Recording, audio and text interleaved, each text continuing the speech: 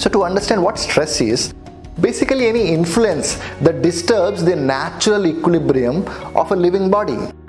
It is a common response to an attack, a feeling of sustained anxiety which over a period of time leads to diseases, a psychological response which follows failure to cope up with problems. Researchers define stress as a physical, mental, or emotional response to events that cause bodily or mental tensions. Simply put, stress is any outside force or event that has an effect on our body or on mind. Now there are something called as stressors. Stressors are factors or events, real or imagined, that elicit the state of stress. Some of the types of stressors are like your external stressors and internal stressors. Let's know about these both. External stressors are physical environment, for example noise, bright light, heat, confined spaces could be your physical environment stressors. Social interactions like rudeness, bossiness, aggressiveness by others, or bullying could be social interaction or stressors. Other external stressors could be organizational, like rules and regulations, red tape, deadlines. Major life events can also be an external stressors like birth, death, lost job, promotion, marriage. Daily hassles, misplaced key, communicating, mechanical breakdowns, vehicle just stopped on the way, you want to go somewhere, you couldn't find your wallet. These are all daily hassles and these are all external stressors. Now there are also some internal stressors like lifestyle choices, caffeine, lack of sleep, overloaded schedule could be a stressor, negative self-talk, pessimistic thinking, self-criticism, over-analyzing could be a stressor. Mind traps, unrealistic expectations, taking things personally, all or nothing, thinking, exaggeration and rigid kind of thinking could also become an internal stressors. Personal traits can be an internal stressors like perfectionist or workaholic. That's how I am, and this is how I like my work, will create stress in itself. This stress can create a lot of adverse effects on health, heart diseases and strokes, blood pressure, depression, migraine, insomnia, sex problems, skin diseases, allergies, overeating, asthma, kidney disorders. There are n number of effects, negative effects that stress could cause on one's health. There are different types of stress actually. The first type of stress is called as eustress. Eustress is a kind of a stress which is positive and beneficial. The source of this stress are useful and a learning opportunity for us. It provides motivation and energy to meet our responsibilities. Examples are like graduating from a college, getting married, receiving a promotion. These are all comes under eustress.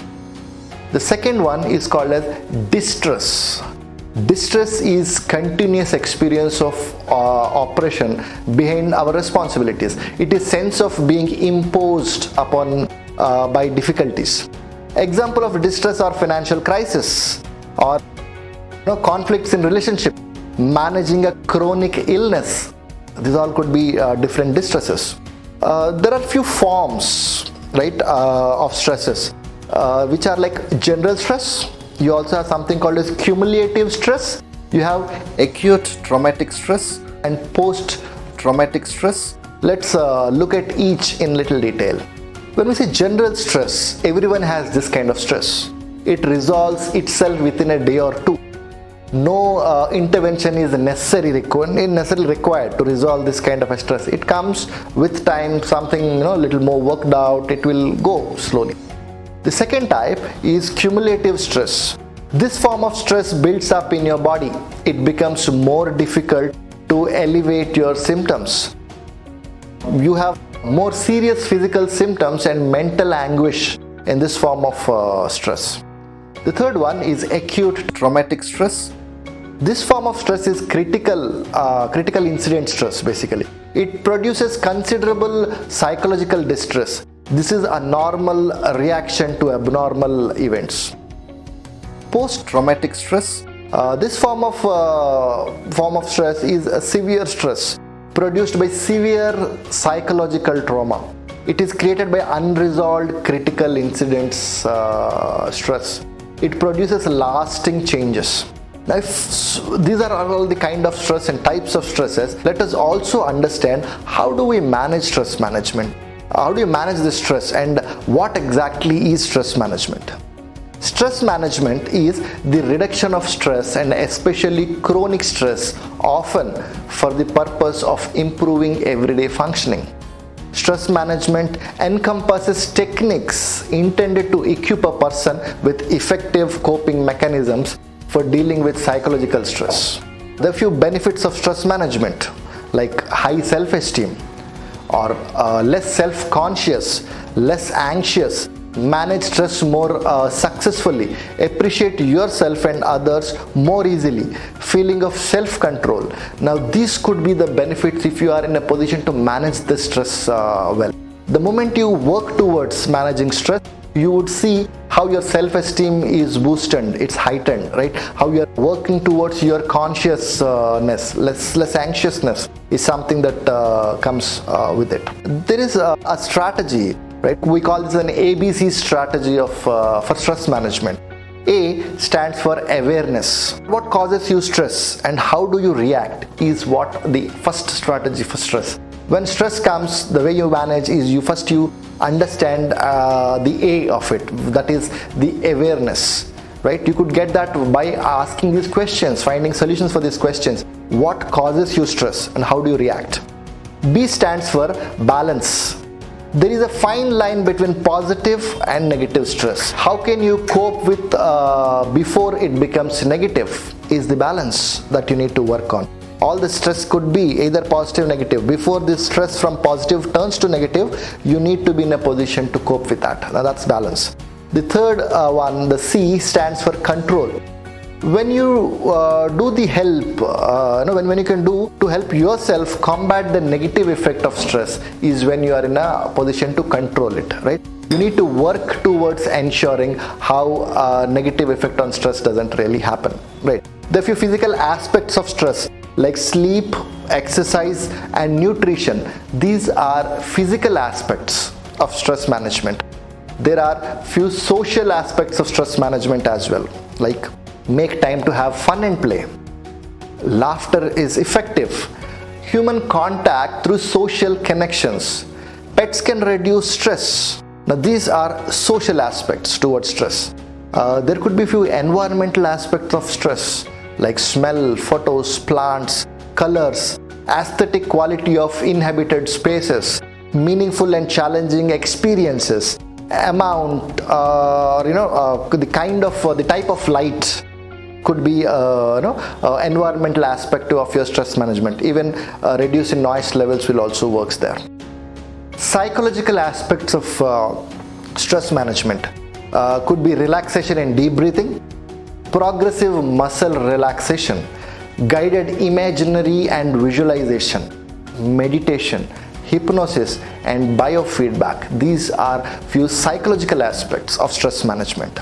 We also have few cognitive aspects of stress management, which could be like combating perfectionism, conquering procrastination, cognitive self-talk, stress inoculation, set goals and prioritize, use a planner. These are all cognitive aspects of stress management. Time management could also be one of the cognitive aspect of stress management. Now let's try to figure out how do we manage stress by using different techniques, and what could be those techniques that will help us managing stress. There are perception based strategies. There are also relaxation and sleep is the second technique, and the third technique is anger management. The first one is perception based strategies, second one is relaxation and sleep, the third one is anger management. Let's look at it in detail what these strategies or these techniques would work. How does this work for helping manage stress? So when I say perception based strategies, one of the important aspect thing for that is cognitive restructuring. Cognitive restructuring is an useful tool to find out what lies behind stress and unhappy mind. Cognitive restructuring can turn all the negative aspects of our mind into positive frame of mind. This is obviously important because not only our negative moods are unpleasant, they can also reduce quality of our performance and undermine our relationship with other people. The key idea behind cognitive restructuring is that our moods are driven by what we tell ourselves based on our interpretation of things that are going on around us. The second technique under perception-based strategies are, it's called imaginary. Imaginary is a potent method of stress reduction, especially when combined with physical relaxation. Methods such as deep breathing. There are situations where some people will be full of stress and others will be relaxed.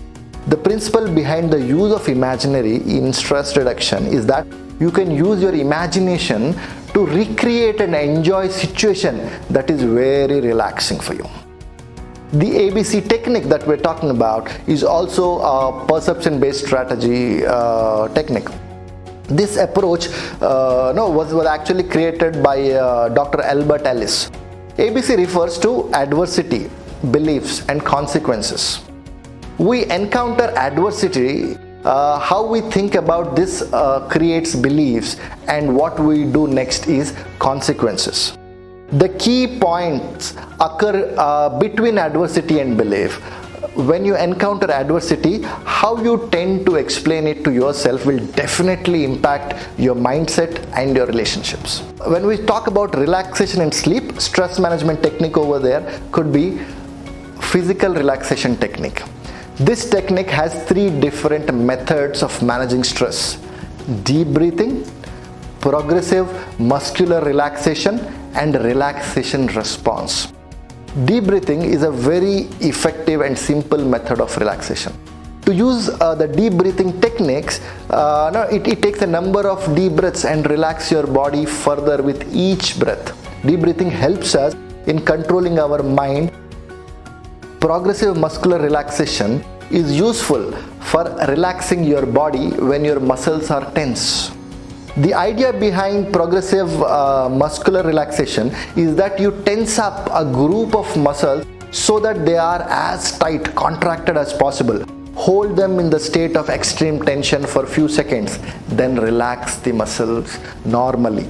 Then consciously relax the muscle even further so that the area as relaxed as possible. By tensing your muscles first, you will find that you're able to relax your muscles more than would be the case if you try to relax your muscles directly. That's how it really works. The relaxation response, which we're talking about, in this process there are few steps to be followed, such as sit quietly by closing your eyes. Start by relaxing the muscles of your feet and work up your body by relaxing the muscle. Focus your attention on your breathing. Breathe in deeply and then let your breathe out. Count your breaths and see the number of breaths as you let it out. Right?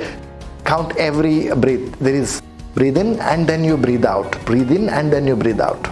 Controlling anger. The objective of anger management is not to eliminate the anger completely, because it is impossible to eliminate anger. The goal is to control and direct your anger so that it does not control you, rather you control the anger. Some people are better in managing their anger, and this is because they know what causes anger. Hence, they reduce anger reactions and have control over their anger. It's important for you to figure out what is it that's making you angry, and then you would work towards controlling it. The next one is learning to control aggression. Anger is a powerful tool used for both good and bad. When used irresponsibly, it can damage our relationship with others. In order to control your anger, be assertive. Develop the habit of forgiveness. Live each day as if it is your last. Relax. Build trust. Listen. There are few approaches to stress management. There are various things which could use to handle stressors or stressful situations. Such could be Avoid unnecessary stress, altering the situation. Adapt to the stressors. Accept the things that can't be changed. Make time for fun and relaxation, and adopt a healthy lifestyle. Let us look at all these all these 6 approaches in little more detail. Avoid unnecessary stress. Stress cannot be avoided fully, but it is not healthy to avoid a situation which needs to be addressed. The following few steps to eliminate some stressors in our life. If anything is going beyond your limit or what you cannot do, say no, whether in your personal or official life. Taking more than what you can do is the source of stress. You got to learn how to say no. Avoiding people, right? Like say if someone is causing stress in your life, then limit the amount of time you spend with that person or end that relationship completely. It doesn't make any sense if they are still giving you stress and you want to hang around there. Look for an alternative option and avoid the work which gives you more stress. Avoid topics that upset you, as repeatedly arguing about the same topic increase the stress part of it, right? This is how basically this is the controlling environment piece there. Altering the situation is the second strategic stress management approach. Stressful situation can't be avoided, then it has to be altered in some other way. So that the problem does not present itself in future. Express your feeling. If something is worrying you, speak about the problem to the people concerned in an open and respectful way. Be willing to compromise. When you request someone else to change their behavior, be prepared to do the same. If both of you compromise, stress can be reduced. Be more assertive. Take your own decisions and deal with problems and learn how to prevent and tackle them. Use time management. For time of stress, plan ahead and make sure you don't overextend yourself. The third one is adapt to stressors. If stressors cannot be changed, it is better to change yourself. You can adapt to the stressful situation and regain the sense of control by changing your expectations. Reframe problems. Look at the stressful situations from a more positive perspective and look at it as an opportunity to learn how to tackle the situation. Look at the big picture. Just check how important the stress will be in long run. Is it really worth getting upset over? If no, then spend your time and effort on something else. Adjust your standards. Stop demanding perfection and set reasonable and achievable targets. Keep a positive focus. During stress, concentrate on things which can appreciate in your life. Include your positive qualities and gifts. The fourth one is accept things that can't be changed. Some stressors cannot be avoided, and it is better to accept these changes. Acceptance may be difficult, but it's easier in the long run. Controlling the uncontrollable. Some things are beyond our control. Instead of spending time on them, focus on things that you can control.